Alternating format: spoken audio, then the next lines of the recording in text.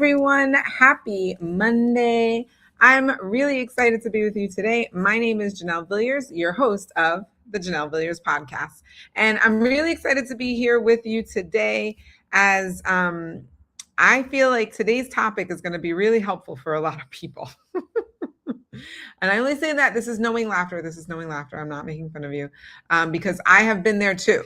I have been in places and spaces where I'm trying to figure out exactly how I'm going to make this work. And when I say make this work, you guys know we're talking about books, right? So if this is the first time that you've been with me on the Janelle Villiers Podcast, go ahead and put a 1 in the comments. That way I can shout you out. And if this is not your first time, if you are returning, please put a 2 in the comments so I can say hello to you too. I love to shout out and say hello to everyone.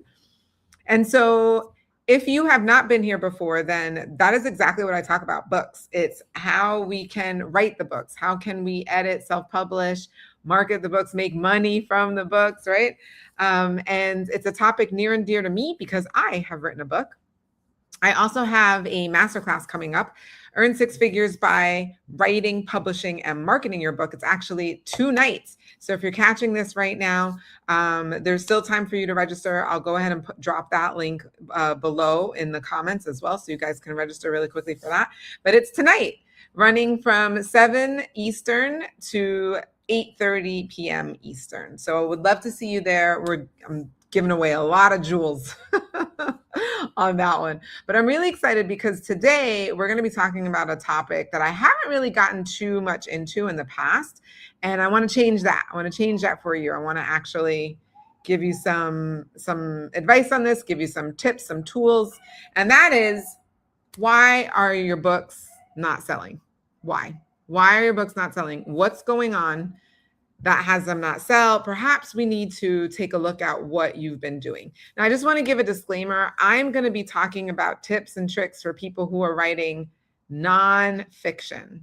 This is also not necessarily for children's books either. This is particularly for nonfiction. So if you are a nonfiction author out there, particularly those who are doing how-tos, you are getting the message out there for people who want a solution. They have a problem and your book can help them find the solution to that problem. I'm talking to you.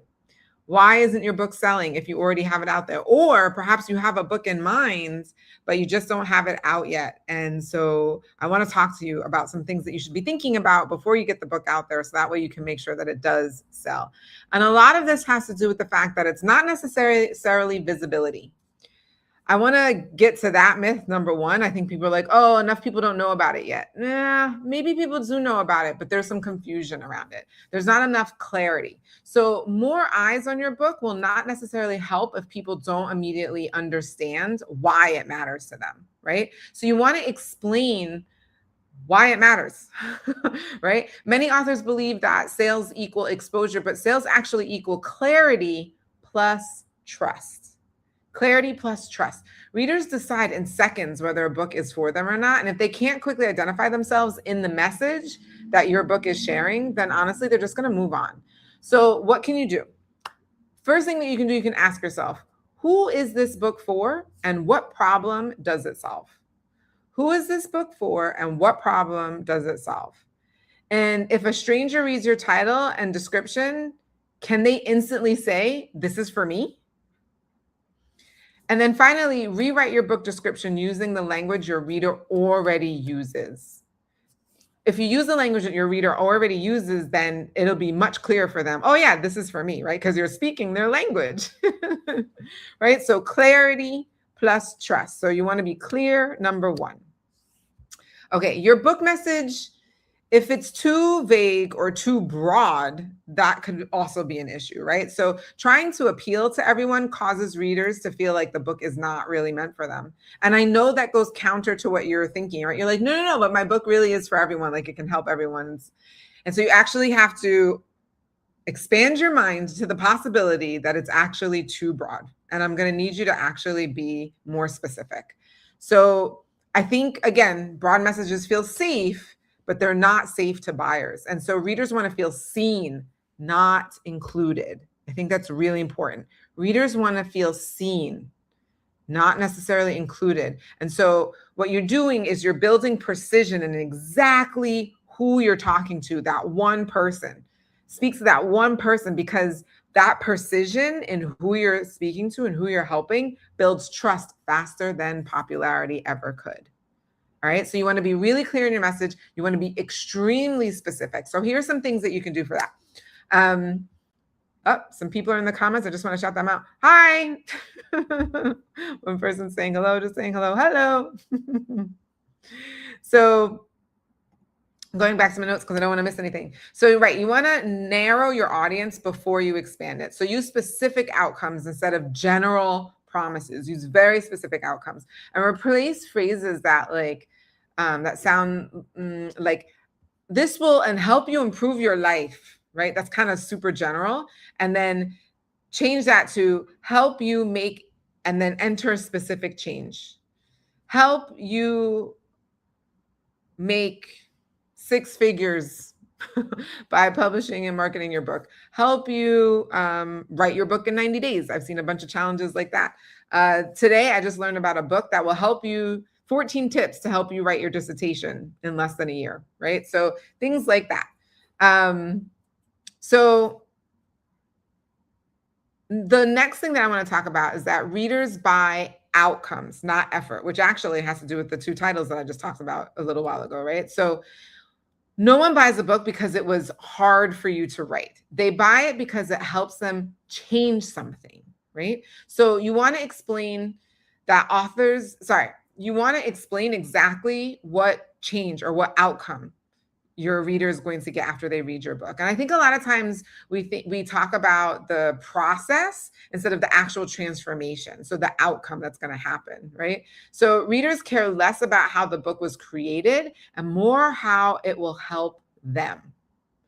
The clearer the outcome, the easier it is to have a book be bought, essentially, right? The easier it is for someone to want to buy the book.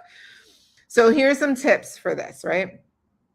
You want to identify the before and after that will happen when your readers read your book. What are they like before? And then what's going to happen for them afterwards? You want to really focus on the transformation.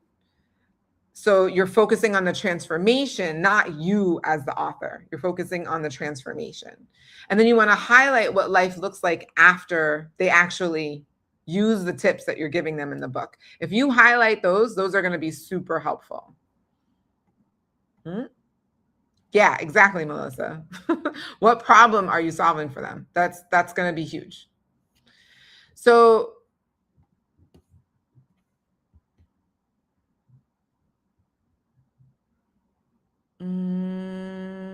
okay, so here's the other thing that I was thinking about.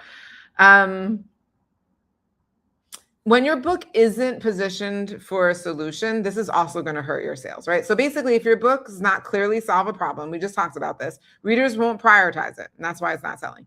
So a book competes, let me tell you what books are competing with: podcasts, YouTube videos, courses, just random people on social media, right? It does not feel essential. It becomes like an option because there's all these other choices that people have.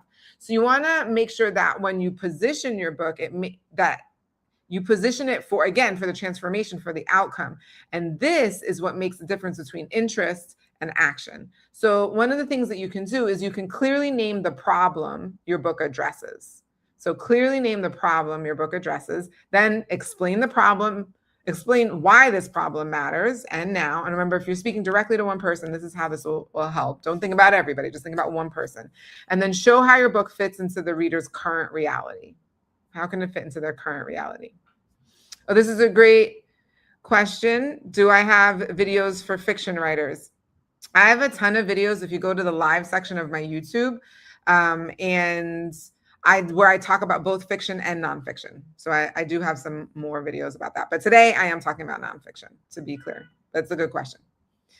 Okay. The 5th thing that I want to talk about that could be hurting the sales of your book is that trust has not been built yet.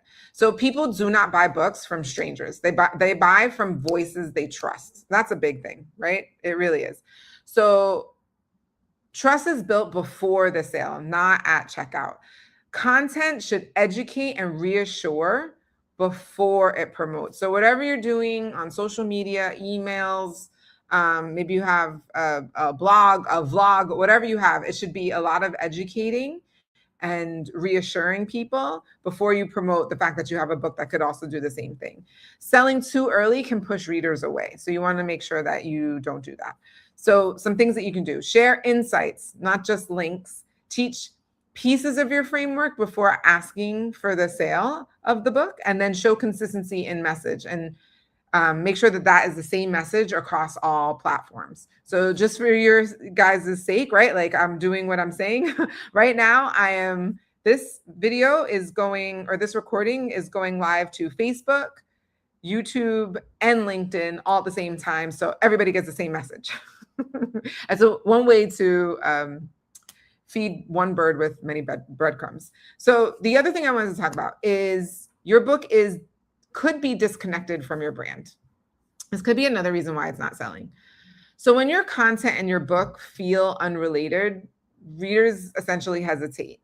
So readers should see your book as a natural next step. And so if your content and book solve different problems, that's when trust starts to erode, to be honest, right? People are looking for consistency. And if they don't get it, or if it feels weird, they're like, and then they hesitate and probably won't buy the book.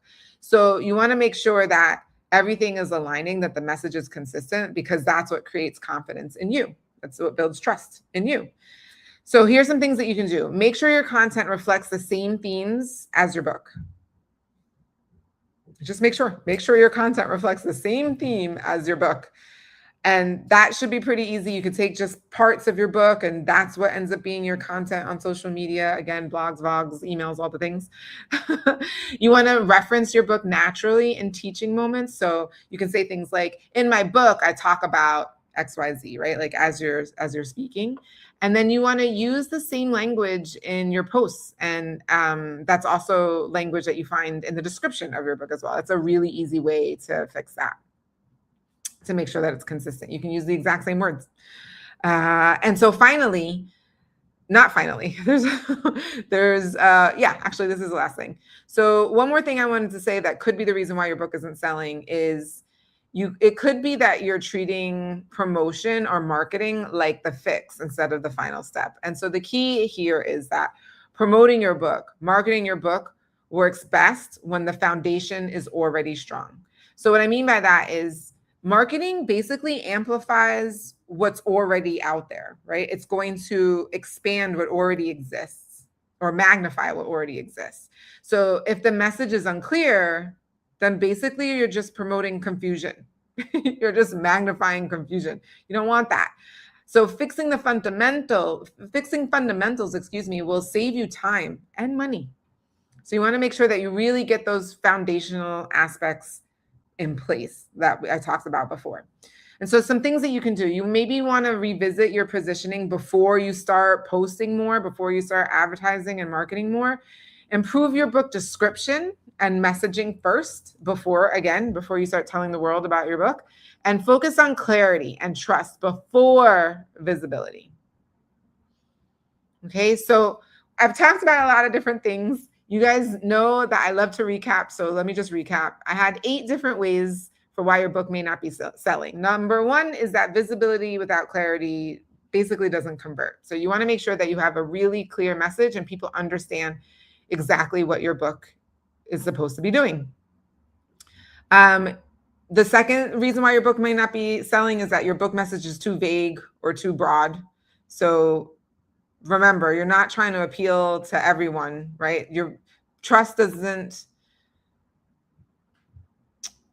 comes when people feel seen, not when they feel included. So focus on that. Focus on really understanding like the one person. Think of one person. If you think of one person who this book is for, that'll help you really nail it down. And I know it feels scary because you're like, it could be for everyone. But believe me, when you like really focus in on that one person, that will do it. Narrow your audience before you expand it. Okay. The third reason why your book may not be selling is that readers are really interested in buying the outcome. What's the transformation that's going to come from reading this book, not the effort that it took for you to write it. The fourth reason why your book may not be selling is because you're not positioned as a solution. So people don't understand what clearly your book could be able to solve for them. The fifth reason why your book may not be selling is that the trust just hasn't been built yet. You've been posting a lot of things, but you haven't really been giving a lot of education. You haven't been giving a lot of value first. You went straight to buy my book. So you want to put out the value first and help people first. That's what starts to build this credibility, build this trust. Your book, the sixth reason why your book may not be selling is because your book is disconnected from your brand. And so when your content and your book feel unrelated, basically readers hesitate, and you just don't want that to be the reason why they don't buy, right? And then finally, you are treating promotion like the fix instead of the final step. And so remember, whatever you are promoting, whatever you're marketing, only amplifies or magnifies what's already there. And you don't want to magnify confusion.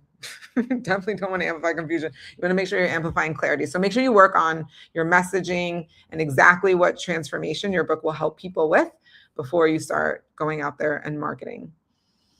So I want to encourage all of you, if you have found this helpful, please, yes, Melissa, I totally agree. Don't be pushy salespeople.